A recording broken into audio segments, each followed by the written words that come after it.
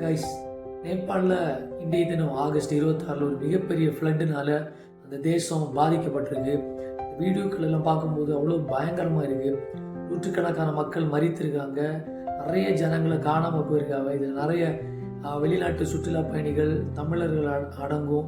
இன்னும் நேபாளிஸ் நிறைய பேர் காணாமல் போயிருக்காங்க. ஸோ அந்த மக்கள் ரொம்ப ஒரு இக்கட்டான சூழ்நிலை இருக்கிறாங்க. நிறைய கிராமங்கள் மொத்தமாக அப்படியே அடிச்சுட்டு போயிட்டு.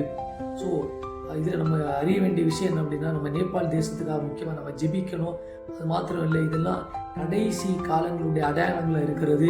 வேதத்தில் இதெல்லாமே நமக்கு முன்னே அறிவிக்கப்பட்டிருக்கிறது. கடைசி நாட்களில் பலவிதமான நிலநடுக்கங்கள், இயற்கை பேரழிவுகள், பலவிதமான கொள்ளை நோய்கள், நாசமோசங்கள், பஞ்சங்கள், பட்டினிகள், கொலைகள், யுத்தங்கள் எல்லாம் நடக்கும் அப்படின்னு. ஸோ இந்த நாட்களில் பார்க்கும்போது ஒரு வாரத்துக்குள்ளே பார்த்தீங்கன்னா எவ்வளோ இந்த மாதிரி செய்திகள் வருது. நிறைய கண்டினியூஸாக இப்போ லேண்ட்ஸ்லைடு, நிலநடுக்கங்கள், யுத்தங்கள், பலவிதமான சீற்றங்கள், பல காரியங்கள் நம்ம பார்க்குறோம். ஸோ இந்த கடைசி நாட்களில் ஒவ்வொரு ஜனங்களும் நம்ம எச்சரிக்கையாக இருக்கணும்.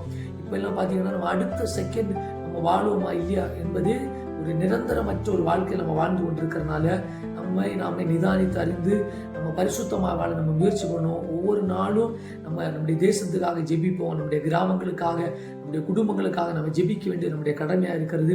நேபாள் தேசத்துக்காகவும் அங்கே இப்போ ரெஸ்கியூ ஆப்ரேஷன் நடந்துட்டு இருக்கோம். அந்த ஜனங்கள் தம்முடைய சொந்த பந்தங்கள் எல்லாம் நிறைய பேர் இழந்திருப்பாங்க.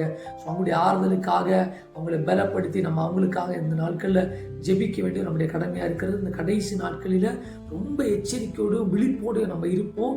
இருந்து நம்ம ஜெபத்தில் உறுதியாய் தரித்திருப்போம். மனம் திரும்பாக ரட்சிக்கப்படாத ஆத்து மக்களுக்காக நம்ம கண்டினியூஸாக ஜெபிப்போம். கர்த்தர் தாமே ஒவ்வொருவரையும் பாதுகாப்பாராக.